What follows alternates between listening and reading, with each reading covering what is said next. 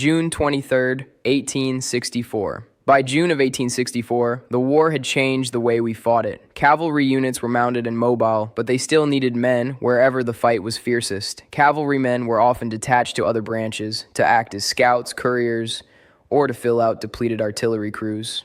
I was one of those men. That is how I came to be with Battery K, 1st United States Artillery, at a moment I would never forget.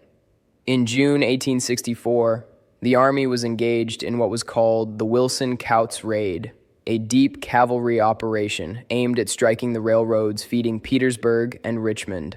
One of the most important targets was the Staunton River Bridge on the Richmond and Danville Railroad, a vital link in General Lee's supply line. Battery K was part of the 1st Brigade, 2nd Cavalry Division, and was armed with 3-inch ordnance rifles. When we reached the Staunton River, we found the bridge strongly defended. Local Confederate defenders, men too old or too young for regular service, had dug in with artillery and earthworks. Our task was to support the cavalrymen as they attempted to reach the bridge with combustibles. We took position on a ridge and began firing, but the Confederate guns were accurate and relentless. Union infantry charged again and again across open ground, trying to clear the defenders and reach the bridge. Each time they were repulsed. Each time the return fire grew more severe. The fighting was ferocious. In the confusion of the final retreat, Union forces were pursued by General W.H.F. Rooney Lee's cavalry. The ground around the Staunton River was marshy and broken. Detached soldiers, those not immediately with their own companies, were vulnerable in that chaos. The swampy bottomlands turned the retreat into a nightmare. During that withdrawal, I was cut off from my unit. The mud slowed me. The enemy rode hard behind us. Without the shelter of my own company around me, I was easily overtaken.